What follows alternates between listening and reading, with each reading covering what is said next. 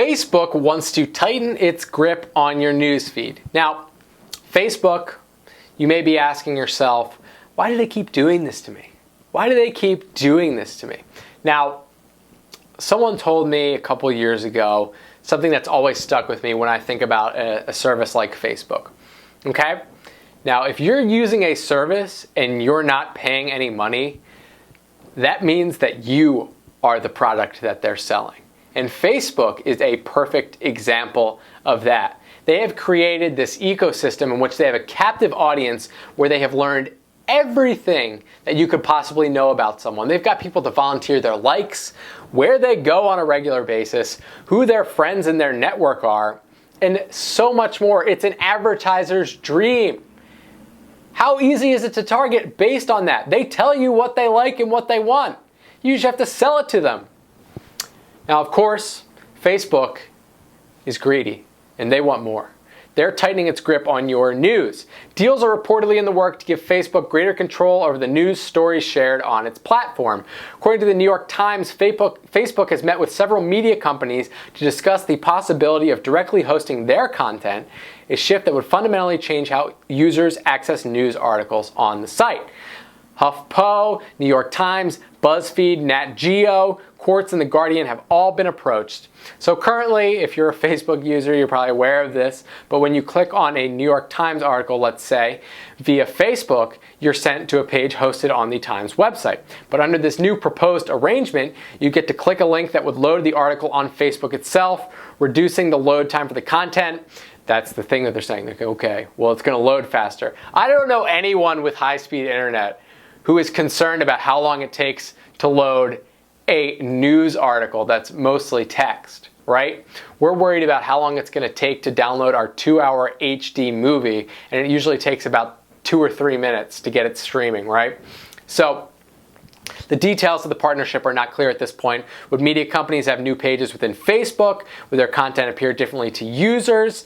Very interesting stuff, but it's definitely a concern about how this partnership could influence how Facebook's 1.4 billion users get their news. This could offer more opportunities for Facebook to sculpt and switch around things and, really show people only what they want them to see, right? Now, Facebook did a study on some of their users a while ago where they had them rate how their mood was, and they manipulated their mood based on showing them on their newsfeed a bunch of happy stories or a bunch of really sad and depressing stories. And the study ended up showing, you can look more about this, we talked about it on the Fowler Show, just type in Facebook into our search.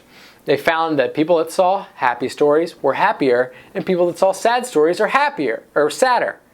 So maybe if they show more left-leaning stories, people will move more to the left. More right-leaning stories, people will move more to the right. Who knows what's actually going to happen with this, but the bad news is Facebook already has a ton of power in the news media industry, right? The popular news website Vox said that Facebook represented 40% of the site's monthly traffic. And what that means is once you've got these news organizations in a vice and they are reliant on you for traffic, you can just tighten it and tighten it and tighten it and tighten it until you squeeze all the money out of them. And that's what Facebook is doing right now. Great business model if you are not into ethics, but a capitalist organization like Facebook that is purely for profit was never anything but that, and they continue to evolve.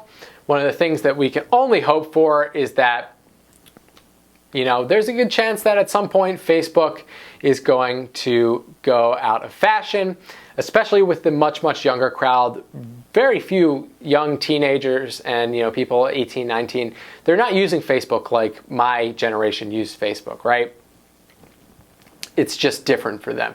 They're more interested in your Instagrams, maybe Twitter, your Snapchat, stuff like that.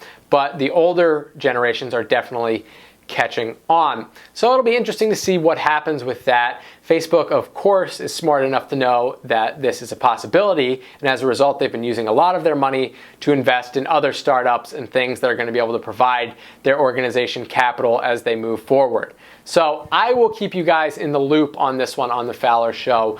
Let me know what you think about all this in the comments below, and don't forget to subscribe.